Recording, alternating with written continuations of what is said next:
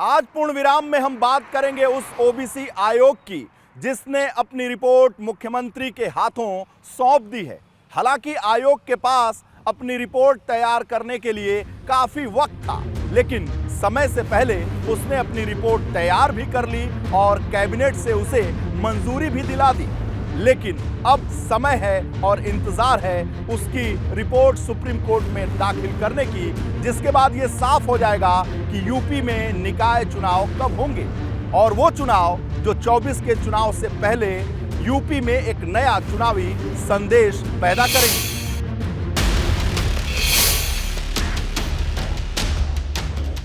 लोकसभा चुनाव से पहले निकाय वाली लड़ाई का वक्त करीब आ गया है।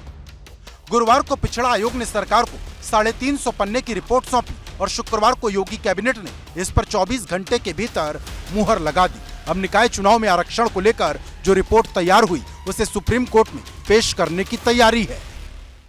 एक बात निश्चित है कि हमारी माननीय मंत्रिपरिषद, माननीय मुख्यमंत्री जी और हमारे पार्टी की सरकार ओबीसी को संपूर्ण रिजर्वेशन, पहले भी जो दिसंबर में जो अंतिम अधिसूचना डिक्लेयर की गई थी उसमें भी दिया गया था और अभी भी उसमें कहीं कोई दिक्कत आने की कोई स्थिति नहीं दिख रही है।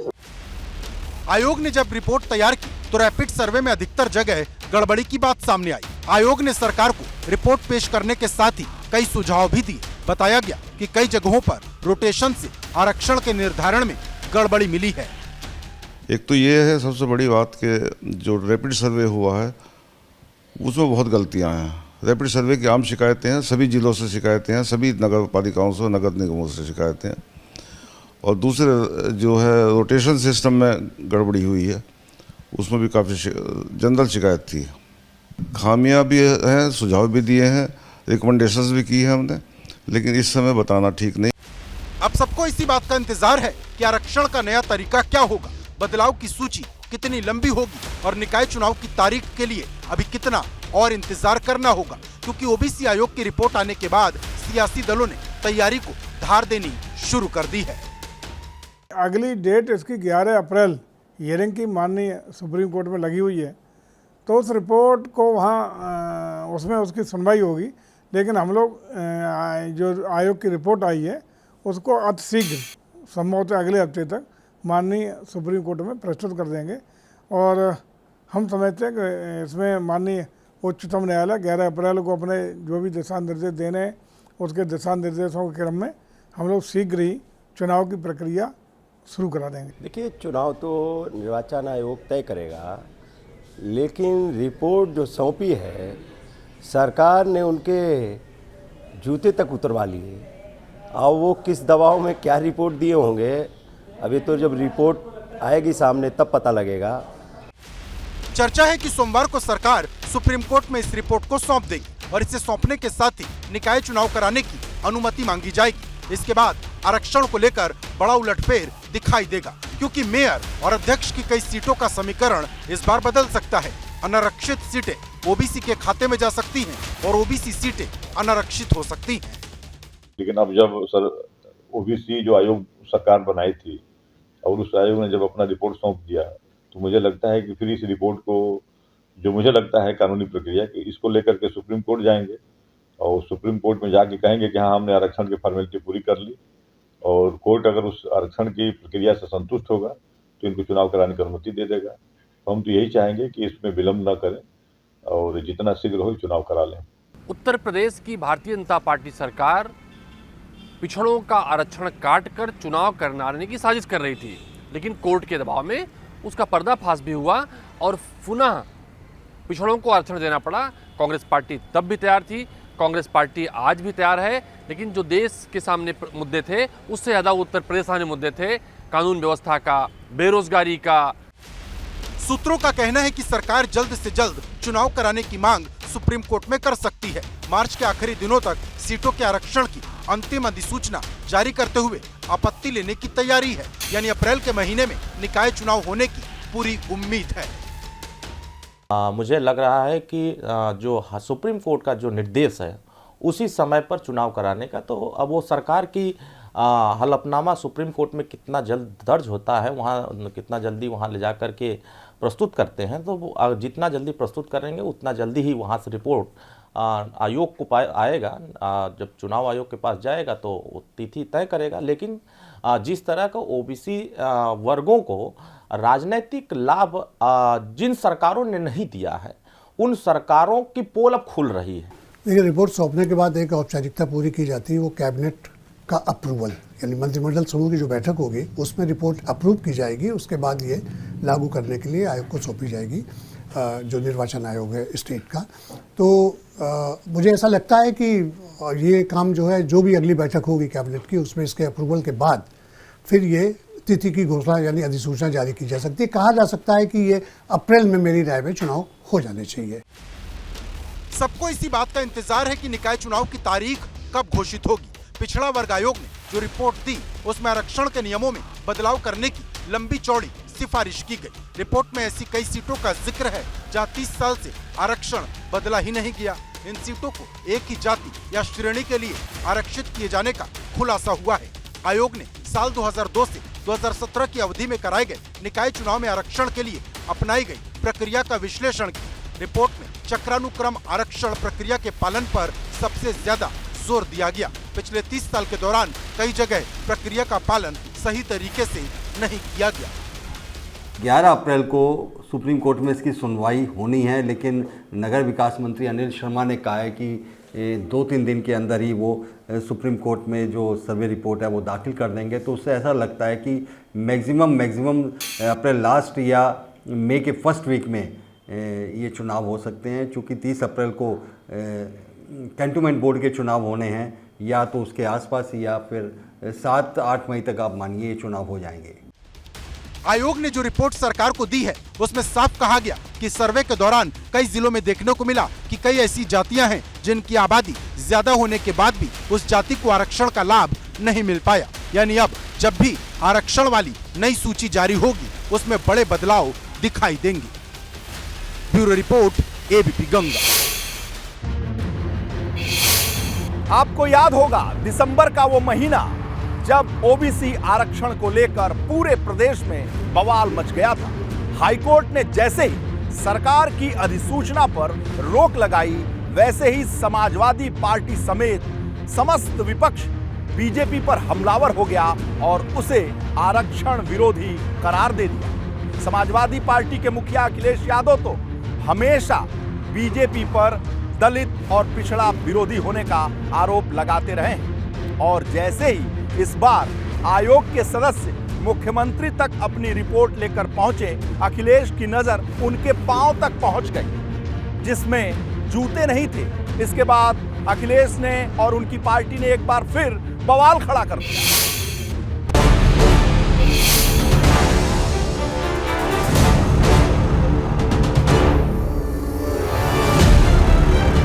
दिसंबर का महीना था और निकाय चुनाव पर यूपी की सियासत उफान पर थी। मुद्दा यह था कि ओबीसी आरक्षण में गड़बड़ी के चलते हाईकोर्ट ने सरकार से बिना आरक्षण के ही चुनाव कराने के लिए कह दिया था और माहौल ऐसा बन गया कि अखिलेश भाजपा सरकार पर दलित और पिछड़ा विरोधी होने का ठप्पा लगाने लगे। भारतीय जनता पार्टी का समय समय पर पिछड़ों के प्रति, दलितों के प्रति हमेशा सौतेला व्यवहार रहा है और आज पिछड़ों का आरक्षण छीना है, कल दलितों की बारी हो सकती है। लेकिन ओबीसी वोटर और ओबीसी आरक्षण का मुद्दा ऐसा विषय है जिस पर सरकार अपने हाथ बिल्कुल नहीं जलाना चाहती। यही वजह रही कि सरकार ने फौरन 5 सदस्यीय आयोग का गठन किया और सुप्रीम कोर्ट से ओबीसी आरक्षण के लिए ट्रिपल टेस्ट की इजाजत मांगी। सरकार को इसकी इजाजत भी मिली और सपा के आरोप दिसंबर के सर्द मौसम में धुआं बनकर उड़ गए। प्रयास तो हुआ था, लेकिन जिस तेजी से प्रदेश के मुख्यमंत्री योगी आदित्यनाथ ने तत्काल एक आयोग गठित कर और उसको तय अवधि के अंदर रिपोर्ट देने का जिस तरह से फैसला लिया था, उससे वो बहुत ज़्यादा लंबा नहीं खिंच पाया। तो इससे मैं समझता हूँ सपा को कुछ हासिल नहीं हुआ होगा। अखिलेश समेत सपा के लगभग हर नेता ने उस वक्त भाजपा सरकार की नीयत पर सवाल उठाए थे और ऐसा ही एक आरोप इस वक्त भी यूपी की सियासत में तैरने लगा है। और इसकी वजह है आयोग के सदस्यों की ये तस्वीर, जिसमें आयोग के सदस्य जूते उतारकर सीएम योगी से मिलने पहुंचे थे। अखिलेश ने इसे मुद्दा बनाया और ट्वीट किया, जब मुख्यमंत्री खुद व उनके आसपास उनके खास लोग जूता पहन सकते हैं तो पिछड़ा वर्ग आयोग के सदस्यों के जूते क्यों उतरवाए गए? ऐसी भेदकारी सोच वाले लोग पिछड़ा वर्ग को उनका हक कभी नहीं देंगे। दलित पिछड़े अब भाजपा के झांसे में नहीं आएंगे। मुख्यमंत्री पढ़ें, समाजवाद का मूल होता है बराबरी। सवाल ये है कि जो इस देश में वंचित समाज है उसको हिस्सा, हक, भागीदारी मिलेगी कि नहीं मिलेगी। भारतीय जनता पार्टी ने जो षड्यंत्र किया था कि बिना ओबीसी आरक्षण के चुनाव हो जाए, जैसा कि उनकी सरकार मध्य प्रदेश में करा चुकी है, समाजवादी पार्टी और कोर्ट के आदेश के कारण ये हुआ कि इनको ट्रिपल टी टेस्ट कराना पड़ा और अब आरक्षण देने के बाद चुनाव होंगे। मैं सच कहूं तो ये सबसे बड़े खुद आरक्षण के विरोधी हैं। ये जो अन्य पिछड़ा वर्ग है, जो पिछड़ों की अन्य जातियां हैं, उनका कभी हक अधिकार देने के पक्ष में नहीं रहते हैं। जब भी मौका मिलता है उनके अधिकारों पर डाका डालने का प्रयास करते हैं। तो ये आरक्षण के समर्थक कब रहे? कभी नहीं रहे। यानी जो सियासत आरक्षण के खत्म होने के आरोपों पर मंडरा रही थी, ये उसी का अगला हिस्सा है और अखिलेश को अपनी बात बढ़ाने का एक और मौका मिल चुका है। हालांकि सरकार बार बार ये बात दोहराती है कि अखिलेश दलित और पिछड़ों को गुमराह करते हैं। भाजपा तो दलित पिछड़ों को साथ लेकर चलने वाली पार्टी है। समाजवादी पार्टी को भारतीय जनता पार्टी ने ये अवसर दे दिया कि वो इस मुद्दे को, मतलब इस बात को एक मुद्दा बना करके जनता के बीच में जाएंगे।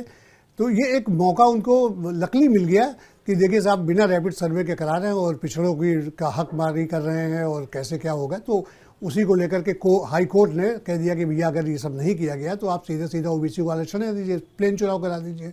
मुझे लगता है ये जजमेंट कुछ जज साहब नाराजगी में दे गए। उसके बाद फिर सरकार सुप्रीम कोर्ट में चली गई, फिर ये आयोग वगैरह का प्रकरण हुआ है।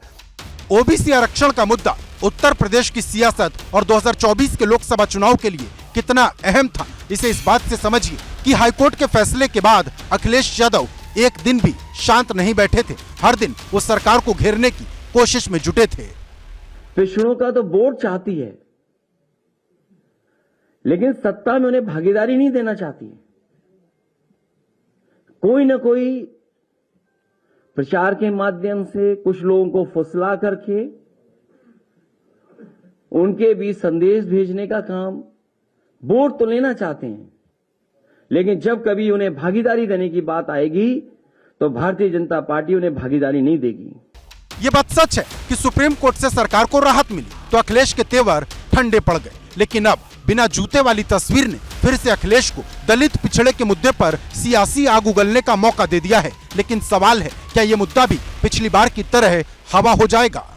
सपा के पास सब कुछ बचा नहीं है। सपा तो आरक्षण विरोधी शुरू से है।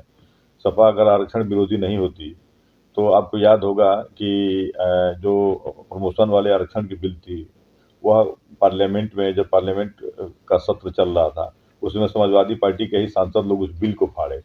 तो अब इन सब अपने पापों को धोने के लिए और ढकने के लिए समाजवादी पार्टी इस तरह के अनर्गल बयान करती रहती है। भाजपा ने सपा में लगाया, सपा ने भाजपा में लगाया, हासिल हुआ कि नहीं हुआ? लेकिन एक बात सच है, जो समाजवादी पार्टी आरोप लगाती थी भारतीय जनता पार्टी पर या कांग्रेस पार्टी, उसे बहुत पहले से कहती आ रही है भारतीय जनता पार्टी पिछड़ों की विरोधी है, भारतीय जनता पार्टी दलितों की विरोधी है। समाजवादी पार्टी की पूरी पॉलिटिक्स मुसलमानों के अलावा ओबीसी वोटरों के कंधे पर टिकी है। हालांकि ओबीसी वोटर का एक बड़ा वर्ग अभी भी भाजपा के साथ खड़ा है, जिसमें सेंध लगाने की कोशिश अखिलेश हर दिन और हर घंटे करते दिखाई देते हैं। Bureau report, ABP Ganga. पहले चुनाव दिसंबर के महीने में होने थे, इसके लिए अधिसूचना भी जारी हो गई थी, लेकिन ओबीसी आरक्षण की वजह से दांव फंस गया और चुनाव टल गए।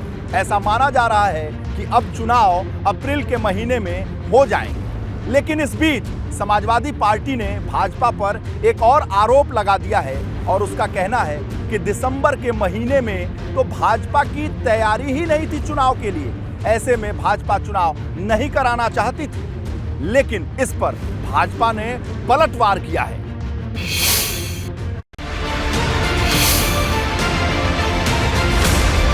सियासत में टाइमिंग को लेकर कई बार सवाल उठते हैं और ऐसे ही सवाल निकाय चुनाव आगे बढ़ने पर भी उठे।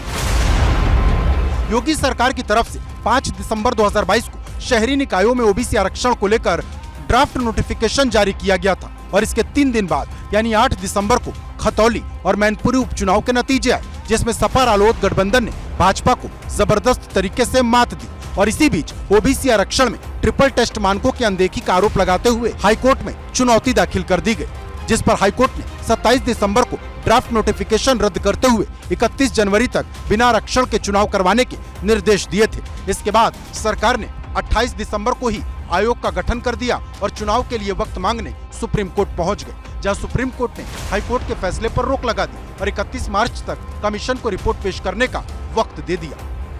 अगर बीजेपी को हार का डर सता रहा था, क्योंकि मैनपुरी में बुरी तरह से हारे थे, मुजफ्फरनगर में भी बुरी तरह से हारे थे और जनता बुरी तरह से इनके खिलाफ है, इसलिए इन्होंने आंकड़ों में हेराफेरी करके और चुनाव टलवाने के पूरा प्रयास किया, जिसको सुप्रीम कोर्ट ने बाउंड किया कि 3 महीने के अंदर रिपोर्ट ले आके दाखिल करो। जो पुरानी रिपोर्ट थी यानी 17 का जो रैपिड सर्वे का, उसी आधार पे ही थोड़ा बहुत तरमीम करके उन्होंने अपनी रिपोर्ट दे दी, जबकि रैपिड सर्वे नहीं कराया गया। यही तो एक मुद्दा था, तो जिसकी वजह से ये मामला इतना मामला ये खड़ा हुआ। तो अब ये इलेक्शन घोषित होने के बाद अब क्या एडवांटेज मिलता है, कितना मिल पाता है, ये तो रिजल्ट बताएंगे इलेक्शन के। लेकिन फिलहाल ये जरूर है कि एक हलचल पैदा हो गई, क्योंकि 2024 का चुनाव का ये सेमीफाइनल माना जा रहा है उत्तर प्रदेश में। सियासत में कब कैसे आरोप खड़े हो जाएं कोई नहीं जानता, और इस बार भी यही हुआ। सपा का आरोप सीधा यही था कि भाजपा चुनाव से भागने की कोशिश कर रही। हालांकि भाजपा का जवाब था वो 365 दिन चुनावी मोड में रहती है। जिस पैटर्न पर, जिस आधार पर समाजवादी पार्टी की सरकार में भी चुनाव हुआ निकाय के, बहुजन समाज पार्टी की सरकार रही उस समय भी जिस पैटर्न पर उत्तर प्रदेश के अंदर निकाय के चुनाव हुए, उसी आधार पर हम लोगों ने भी आरक्षण की व्यवस्था की। माननीय उच्च न्यायालय ने जो आदेश किया उसका बिना देर किए हुए हम लोगों ने पालन किया, आयोग का गठन किया। भारतीय जनता पार्टी की मंशा शुरू से ये रही है कि इस चुनाव को वो जल्द से जल्द निपटा दे, अप्रैल मई तक निपटा दे। वो इसे मान रही थी, ओवर कॉन्फिडेंट हैं मुख्यमंत्री। वो चाहते थे कि लोकसभा चुनाव से पहले वो सिद्ध कर दें कि उत्तर प्रदेश में भारतीय जनता पार्टी का जनाधार मजबूत हुआ है। तो नहीं लगता कि इसमें कोई समाजवादी पार्टी का जो आरोप था वो बेबुनियाद, वो उसमें कोई दम है। ओबीसी आयोग ने निर्धारित समय से पहले ही 9 मार्च को यूपी सरकार को अपनी रिपोर्ट सौंप दी, जिसके बाद अब निकाय चुनाव का रास्ता लगभग साफ हो चुका है। लेकिन सियासत में सवाल अभी भी जिंदा है, क्या वाकई चुनाव की टाइमिंग को लेकर कोई सियासी खेला था या ये सामान्य घटना थी? जब भारतीय जनता पार्टी चुनाव से भगी थी, चुनाव टालने की साजिश की थी, चुनाव का आरक्षण काटने की साजिश की थी, तब उत्तर प्रदेश में तत्कालिक रूप से ट्रांसफर घोटाला चल रहा था। तत्कालिक रूप से बेरोजगार उत्तर प्रदेश के आंदोलित थे। उस समय उत्तर प्रदेश में जो भारतीय जनता पार्टी के लोगों ने बड़े बड़े पोस्टर लगा के विकास बताने की बात की थी, लोग सवाल खड़े कर रहे थे कि सिर्फ पोस्टर ही क्या उत्तर प्रदेश का विकास है। वो सवाल कल भी थे, वो सवाल आज भी कायम हैं और भारतीय जनता पार्टी चुनाव के समय निकाय में जवाब नहीं दे पाएगी। निकाय चुनाव से यूपी की जनता का ताजा मूड पता चलेगा। लोकसभा चुनाव से 1 साल पहले वोटर के दिल और दिमाग में कौन है, ये बात सामने आएगी। और सबसे रोमांचक बात ये कि इस बार निकाय चुनाव सिंबल पर लड़े जाएंगे, जो इस चुनाव को और ज्यादा दिलचस्प बनाएंगे। Bureau report, ABP Ganga. अब जब ओबीसी आयोग की रिपोर्ट के बाद नई सूची तैयार होगी तो पूरे प्रदेश में कई सीटों पर समीकरण बदलते हुए नजर आएंगे।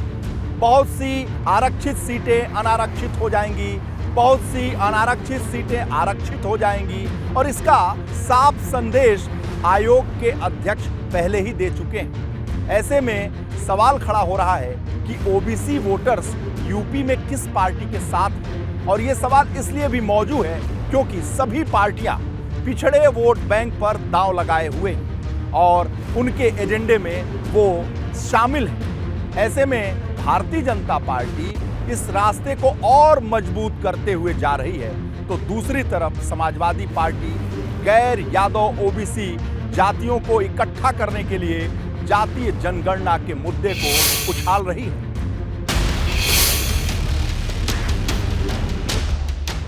बात ओबीसी आरक्षण की है और निशाने पर यूपी के आधे से ज्यादा वोटर हैं, क्योंकि जिन पिछड़ों को लेकर सबसे बड़े सूबे की सियासत सबसे ज्यादा गरमाई रहती है, वहां ओबीसी यूपी के असली किंग मेकर हैं और कोई भी दल इस वोट बैंक का दिल नहीं दुखाना चाहता। देखिए, उत्तर प्रदेश में ओबीसी माइनॉरिटी ओबीसी मिलाकर करीब 52-54% हैं। एग्जैक्ट फिगर ओबीसी का उपलब्ध नहीं हो पाता है, लेकिन अब कोई बहुत मुश्किल काम नहीं है। मोटे तौर पे 52 से 54% ओबीसी हैं और उसके बाद शेड्यूल कास्ट हैं 21% से ज़्यादा। तो ये मोटे मोटे फिगर के आधार पे देखेंगे तो ओबीसी बहुत इंपॉर्टेंट होता है, क्योंकि सबसे ज़्यादा वोट बैंक उनका है। लेकिन ओबीसी कास्ट में डिवाइडेड है, अलग अलग जातियों में डिवाइडेड है। यूपी में पिछले कुछ चुनावों का ट्रेंड बताता है कि 10 साल में भाजपा के लिए ओबीसी वोटों का समर्थन लगभग 2 गुना हो चुका है। विधानसभा चुनाव में भाजपा की लगातार जीत के पीछे भी ओबीसी वर्ग के वोटरों की अहम भूमिका मानी जाती है। समाजवादी पार्टी की जो पॉलिटिक्स है कि जो अदर देन यादव वोटर है उसको भी थोड़ा बहुत अपनी तरफ खींचे। अब जैसे कुर्मी वोटर है, बड़ा संपन्न वोटर माना जाता है और बड़ी अच्छी खासी कम्युनिटी में है, ये भाजपा के साथ जुड़ा हुआ पूरी तरह से। समाजवादी पार्टी जब तक मुलायम सिंह यादव तक थोड़ा बहुत था, पहले कांग्रेस के साथ था ये वोटर। और इसी तरह अन्य जो जातियां हैं, अन्य पिछड़ी जातियां हैं, उनका भी यादवों को माइनस कर दें तो ये भाजपा के साथ दिखते हैं। लेकिन अब ये ऐसे मौके हैं जिसमें समाजवादी पार्टी कोई ऐसा अवसर नहीं चूकना चाहती है जिसमें वो इन वोटों को अपनी तरफ लाने में। और वहीं अखिलेश का मिशन भी साफ है। वो आरक्षण और दलित पिछड़ों के कथित अपमान के मुद्दे पर पुरानी राजनीति को नई दिशा देने की कोशिश में जुटे हैं। आप कह सकते हैं कि अखिलेश फिर से राजनीति को मंडल बनाम कमंडल की राह पर लौटाने की कोशिश कर रहे हैं। भारतीय जनता पार्टी की सरकार में आने के बाद और भारतीय जनता पार्टी में शामिल होने के बाद जो नेता उसमें हैं उनकी आत्मा मर जाती है, उन्हें कोई दिखाई नहीं देता। OBC vote bank Uttar Pradesh के हर निकाय क्षेत्र में बहुत इम्पोर्टेंट है। और जैसा कि आपने भी कहा और हमने भी दोहराया कि उत्तर प्रदेश में 50% से ज़्यादा, लगभग 55 से 58% ओबीसी वोट है। और हर किसी भी आप विधानसभा क्षेत्र में चले जाएं, किसी भी लोकसभा क्षेत्र में चले जाएं, तो ओबीसी वोट आपको 40 से 45% हर हालत में देखने को मिलेगा। अखिलेश कभी केशव प्रसाद मौर्य को 100 विधायक तोड़कर लाने पर सीएम बनाने का ऑफर देते हैं, तो कभी जातीय जनगणना के मुद्दे पर दलित पिछड़ों को साधने की कोशिश करते हैं। दरअसल यूपी में ओबीसी पॉलिटिक्स की शुरुआत वैसे तो 1960 के दशक में शुरू हो गई थी, लेकिन 1990 आते आते ये उफान पर पहुंच गया और तब से ये कारवां बढ़ता जा रहा है। 1960 के दशक में राम मनोहर लोहिया ने नारा दिया था, पिछड़े पावे 100 में 60। फिर 1979 में मंडल आयोग के गठन के बाद आरक्षण को लेकर जबरदस्त सियासी बवाल मचा। 1989 से लेकर अब तक यानी 34 सालों में 26 साल तक यूपी की कमान पिछड़े चेहरे के हाथ में रही। 1993 में जब मुलायम और काशीराम मिले तो राम के लहर पर सवार भाजपा भी हवा हो गई। आंकड़े बताते हैं कि यूपी की करीब 200 विधानसभा सीटों पर ओबीसी फैक्टर काम करता है। 2022 के विधानसभा चुनाव में 153 विधायक ओबीसी वर्ग के चुने गए, जिसमें 90 भाजपा के थे और 60 सपा के। सियासत में मान्यता है कि सपा के मुकाबले भाजपा के पास मौजूदा दौर में गैर यादव ओबीसी वोटर की बड़ी फौज है और अखिलेश की कोशिश इसी में सेंधमारी करने की है। लेकिन सच ये भी है कि 80 सीट और करोड़ों वोटर वाले राज्य में कई क्षेत्रीय पार्टियां ऐसी हैं जिनका आधार भी सपा की तरह ओबीसी वोट ही है। अति पिछड़े लोगों को अगर राजनीतिक लाभ मिलेगा तो कहीं न कहीं वो मजबूत होंगे और सामाजिक उत्थान उनका होगा। हमारा मानना है और सुहेलदेव भारतीय समाज पार्टी का मानना है, स्पष्ट है कि जिन अति पिछड़ों के नाम पर समाजवादी पार्टी या जो भी पार्टियां राजनीति करती हैं, उन पार्टियों के नेता जब सत्ता के गलियारे में रहते हैं तो इनके बारे में नहीं सोचते हैं। ये हर कोई जानता है कि भाजपा यूपी में कमंडल और मंडल यानी हिंदुत्व और ओबीसी दोनों का वोट सीधे ही हासिल करते आ रही, लेकिन वक्त वक्त पर विपक्ष भाजपा के ऐसे बयानों या ऐसे फैसलों को भुनाने की कोशिश करता है जो दलित पिछड़ों के मोर्चे पर भाजपा के लिए किसी मुसीबत से कम नहीं होती। इतिहास बताता है कि 2015 में बिहार विधानसभा चुनाव से पहले संघ प्रमुख मोहन भागवत का आरक्षण को लेकर दिया गया बयान भाजपा की हार की एक बड़ी वजह माना गया और उसके बाद से हमेशा आरक्षण के दूध की जली भाजपा हर बार छाछ भी फूंक फूंक कर पीती रही। Bureau report, ABP Ganga. निकाय चुनाव पर मंडराने वाले विवादों के बादल अब पूरी तरीके से छटते हुए नजर आ रहे हैं। अब जल्द ही निकाय चुनाव की तारीखों का ऐलान भी होगा और सबसे बड़ी बात, एक बार फिर समाजवादी पार्टी और भाजपा आमने सामने चुनाव मैदान में होंगे। दिलचस्प बात यह है कि अब दोनों ही पार्टियां सिंबल पर चुनाव लड़ेंगी और इससे साफ होगा कि जो रिजल्ट आएगा वो 24 के चुनाव से पहले यूपी में ही नहीं पूरे देश में एक सियासी संदेश दे जाएगा।